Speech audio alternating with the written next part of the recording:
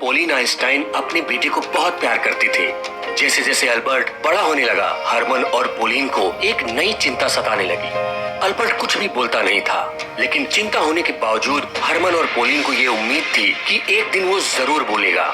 लेकिन साथ ही साथ उनके मन में एक डर जरूर था कि कहीं उनका बच्चा एक मंदबुद्धि बच्चा तो नहीं है। सन 1880 अल्बर्ट अब 1 साल का हो चुका था और उसने थोड़ा थोड़ा बोलना भी शुरू किया था। कुछ लोगों का कहना है कि उसने 4 साल के बाद बोलना शुरू किया और जब पहली बार वो बोला था तो उसके शब्द थे, the soup is too hot, soup बहुत गर्म है। जब हरमन और पोलिन ने उससे पूछा कि तुम पहले क्यों नहीं बोले, तो अल्बर्ट ने कहा कि अब तक सब कुछ ठीक चल रहा था। अल्बर्ट के साथ प्रॉब्लम ये थी कि वो लैंग्वेज यानी भाषा को जल्दी पकड़ नहीं पाते थे, जैसा कि दूसरे बच्चे जन्म के बाद करते हैं। ये प्रॉब्लम उसको 9 साल तक थी। वो सेंटेंस को अपने माइंड में दोहराता रहता था जब तक वो उनको ठीक से बोल नहीं पाता था। उसी साल यानी सन 1880 में हरमन और पोलिन उल्म से लगभग 160 किलोमीटर दूर म्यूनिक में जाकर रहने लगे। म्यूनिक में आइंस्टाइन के पिता और उसके चाचा जेकब ने एक कंपनी बनाई जो कि थॉमस अल्वा एडिसन के डीसी करंट के लिए इलेक्ट्रिकल इक्विपमेंट बनाती थी।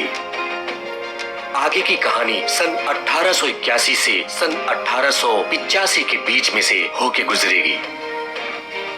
अल्बर्ट 2 साल का हुआ और तब उसकी बहन का जन्म हुआ। हरमन और पोलिन ने उसका नाम रखा माजा। अपनी एक छोटी बहन को पाकर अल्बर्ट बहुत खुश हुआ। अल्बर्ट दूसरे बच्चों के साथ घुल मिल नहीं पाता था, उनके साथ खेलता भी नहीं था और बहुत ही शांत रहता था। उसको खेलना कूदना अच्छा नहीं लगता था। आजादी बहुत पसंद थी उसको और वो हर तरफ शांति चाहता था। अल्बर्ट बचपन में अपने पिता से कहता था कि वो बड़ा होकर सेना में सिपाही नहीं बनेगा। जब वो रोड पर सेना के सिपाहियों को परेड करते हुए देखता तो उसको बहुत दुख होता था। उसको लगता था कि सेना के लोगों को आजादी से घूमने की इजाजत नहीं थी और उनकी लाइफ बस एक मशीन की तरह थी और युद्ध होने पर वो मर जाते थे। हिंसा और युद्ध से नफरत थी अल्बर्ट को। वो अपने बचपन में या तो अकेले या फिर अपनी बहन माजा के साथ खेलता और उसके खेल भी कुछ इस तरह के होते थे जिससे उसको कुछ सीखने को मिले। उसको घूमना बहुत पसंद था और नेचर यानी प्रकृति से लगाव बहुत था। नदी को, पहाड़ को, आसमान को देखकर उसके मन में बहुत से सवाल आते थे। ब्रह्मांड में छुपे रहस्यों को जानने की जिज्ञासा उसके मन में बनी रहती थी। धीरे धीरे ढेर सारे सवालों को लिए अल्बर्ट अब 5 साल का हो गया था और अब तक वो ठीक से बोलने भी लगा था। उसके बर्थडे पर हरमन ने उसको एक चुंबकीय दिक्सूचक यानी मैग्नेटिक कंपास दिया। ऐसा गिफ्ट पाकर अल्बर्ट को बहुत अच्छा लगा। वो मैग्नेटिक कंपास को देखता रहता और सोचता कि इसकी सुई हमेशा नॉर्थ यानी उत्तर की तरफ ही क्यों रहती है।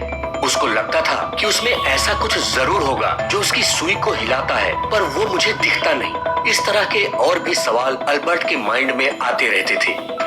कहानी अब 1885 से 1888 के बीच में से गुजरेगी। अल्बर्ट के 5 साल पूरा करने के बाद उसका एडमिशन म्यूनिक के एक कैथोलिक